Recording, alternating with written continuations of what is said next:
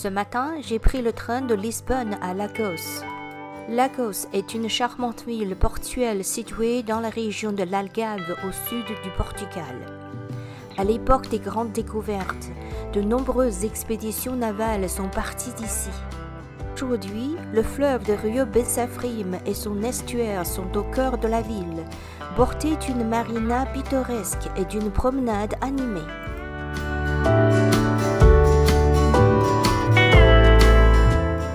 En naviguant vers la mer le long du fleuve, on aperçoit au loin la vieille ville de Lagos, ses petites boutiques, ses élégantes églises et ses impressionnantes murailles du XVIe siècle.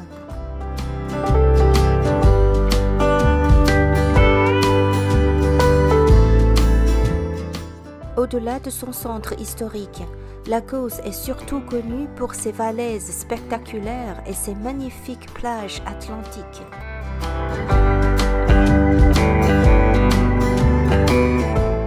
Pendant des milliers d'années, l'océan a sculpté ce paysage en falaises, en arches et en grottes. Des formations rocheuses jaunes dorées qui s'élèvent jusqu'aux 20 mètres de haut. Nous sommes dirigés vers Ponta da Piedade.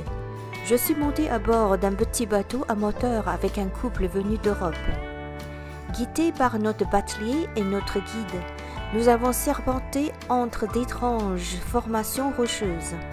Certaines évoquent des silhouettes humaines, des animaux ou des formes sorties tout droit de l'imagination. Depuis l'eau, nous admirons les hautes falaises escarpées baignées de soleil. Par moments, nous entrions dans des grottes marines, profitant pleinement de cette expérience à la fois palpitante et fascinante.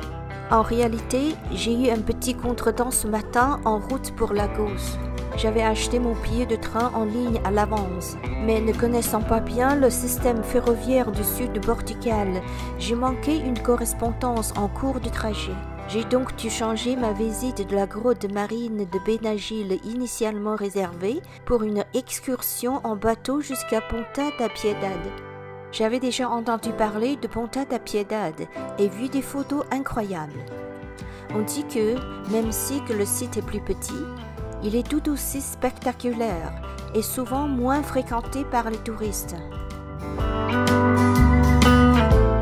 Notre bateau était assez petit et grâce à l'habileté remarquable de notre batelier, nous avons pu nous faufiler dans des grottes étroites et admirer de près ces fascinantes formations rocheuses.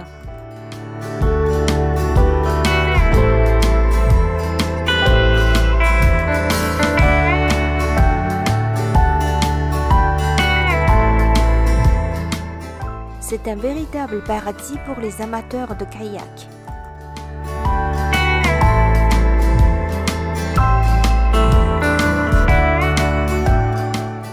La mer calme scintille sous le soleil et des bateaux de toute taille passaient autour de nous.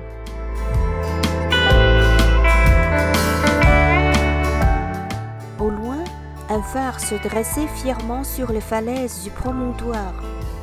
Ponta da Piedade est vraiment l'un des plus beaux endroits du Portugal. Je suis vraiment contente que la compagnie m'ait proposé cette alternative. Elle m'a permis de découvrir le charme unique de la Ponta da Piedade. Et avec un si petit bateau, on avait presque l'impression d'être des VIP. Parfois, quand Dieu ferme une porte, il ouvre une fenêtre. Voici la magnifique ville de Nazaré, située sur la côte atlantique du Portugal, à environ 120 km au nord de Lisbonne. Nazaré tire son nom de la Nazareth biblique depuis le IVe siècle. Connue pour ses riches traditions de pêche, elle est souvent considérée comme le village de pêcheurs le plus célèbre du Portugal. Aujourd'hui, elle attire aussi l'attention du monde entier en tant que spot incontournable de surf de grosses vagues tractées. Praia do Norte, une vaste plage en forme de croissant, est l'endroit où l'on peut observer certaines des plus grandes vagues côtières du monde. Surplombant cette plage spectaculaire se trouve le phare de Nazaré, construit en 1903 au sein du fort de San Miguel Arcanjo. Ce phare emblématique, coiffé de rouge, culmine à environ 46 mètres de hauteur. De là, la vue panoramique est à couper le souffle. falaises escarpées, ville de Nazareth et l'immensité de l'océan Atlantique à perte de vue. Au-delà de sa fonction de guide pour les navires, le phare de Nazareth a été le témoin de la transformation de la ville, passé d'un modeste village de pêcheurs à une destination mondialement connue, aussi bien pour le surfeur que pour les voyageurs. Bien que Nazareth soit célèbre pour ses vagues géantes, les plus impressionnantes apparaissent surtout pendant l'hiver.